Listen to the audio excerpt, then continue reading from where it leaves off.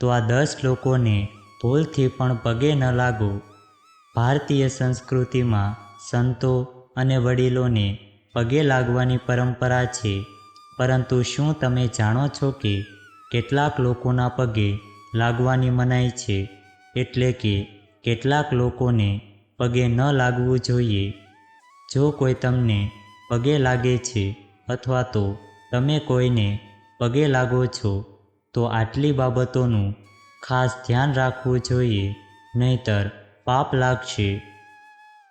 એ જાણીએ તે પહેલાં આ વિડીયોને લાઈક કરજો, ચેનલને પણ સબસ્ક્રાઈબ કરજો અને કોમેન્ટ બોક્સમાં જય મા લક્ષ્મી જરૂરથી લખજો અને વિડીયોને છેલ્લે સુધી જોતા રહેજો.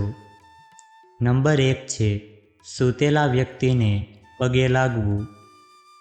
ધાર્મિક માન્યતાઓ અનુસાર જો કોઈ વ્યક્તિ સૂઈ રહ્યો હોય અથવા તો આરામ કરી રહ્યો હોય તો એ સમયે તેને પગે ન લાગવું જોઈએ.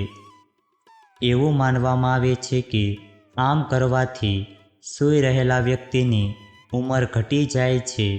જો કે માત્ર મૃત્યુ પામેલા વ્યક્તિને પગે લાગવું જોઈએ. કહેવાય છે કે જે આવું કરે છે તેને પાપ લાગે છે. આવી સ્થિતિમાં આ વાતનું હંમેશા ધ્યાન રાખવું જોઈએ.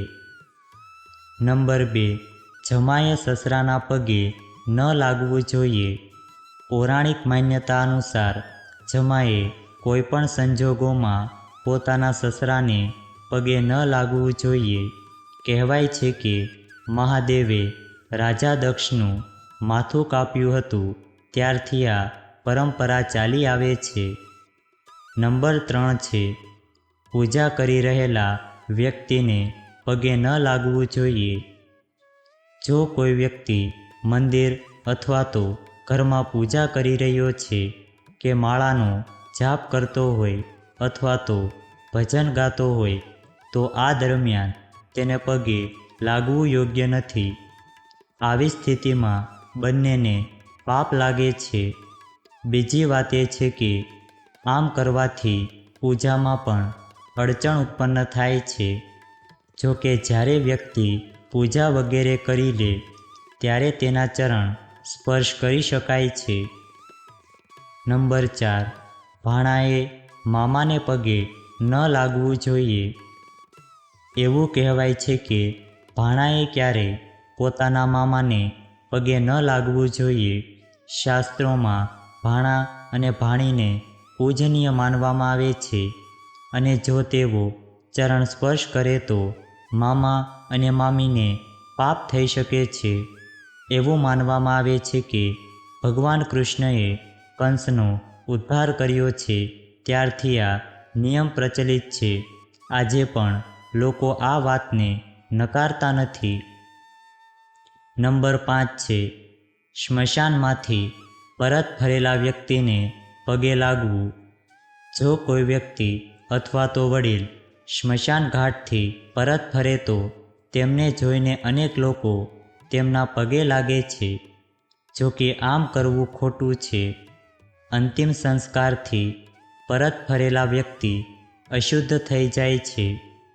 આવામાં તેમને પગે લાગવું મનાય છે. સ્નાન કર્યા બાદ જ તેમના પગે લાગવું જોઈએ. નંબર 6 છે પત્ની. પતિ પત્નીનો સંબંધ ખૂબ જ પવિત્ર સંબંધ હોય છે. આ ભાગીદારનો સંબંધ હોય છે, પરંતુ પતિએ ક્યારેય પણ પોતાની પત્નીને પગે લાગવું ન જોઈએ. આવું કરવાથી પત્નીને પાપ લાગે છે. નંબર 7 છે કુંવારી કન્યાઓ. ધાર્મિક માન્યતાઓ અનુસાર કુંવારી કન્યાઓએ કોઈને પગે લાગવું ન જોઈએ, અથવા તો જો કોઈ કુંવારી કન્યા તમને પગે લાગવાનો પ્રયત્ન કરે તો તેને રોકવી જોઈએ, નહીં તો તમને પાપ લાગશે. હકીકતમાં સનાતન પરંપરામાં કુંવારી કન્યાઓને વાસ્તવિક દેવીનું સ્વરૂપ માનવામાં આવે છે. જેઓ આ કરે છે તેઓએ પાપ માટે દોષી બનવું પડશે.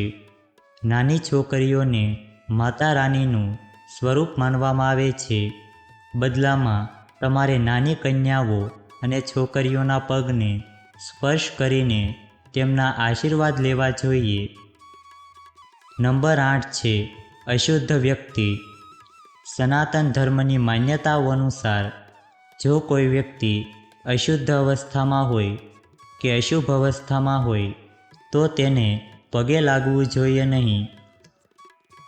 એવું કહેવાય છે કે આવું કરનારને પાપનું પાત્ર બનવું પડે છે. જો આવું કરશો તો બંનેને નુકસાન વેઠવું પડી શકે છે. નંબર 9 છે સંન્યાસી ક્યારેય કોઈના ચરણ સ્પર્શ કરતા નથી. સનાતન ધાર્મિક પરંપરામાં સંન્યાસીને હંમેશા સન્માનની નજરે જોવામાં આવે છે. સંન્યાસમાં દીક્ષા લીધા પછી સંન્યાસી ક્યારેય કોઈના ચરણ સ્પર્શ કરતા નથી.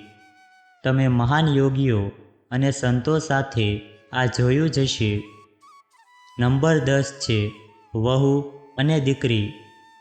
કેટલાક સમાજમાં વહુઓ પોતાની સાસુના પગે લાગી શકે છે પરંતુ સસરાને નહીં, કારણ કે વહુ ઘરની લક્ષ્મી હોય છે.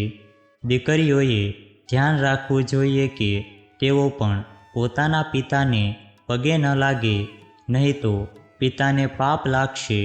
પુત્રીઓને દેવીનું રૂપ માનવામાં આવે છે, એટલા માટે તેમને પગે ન લગાડવા જોઈએ.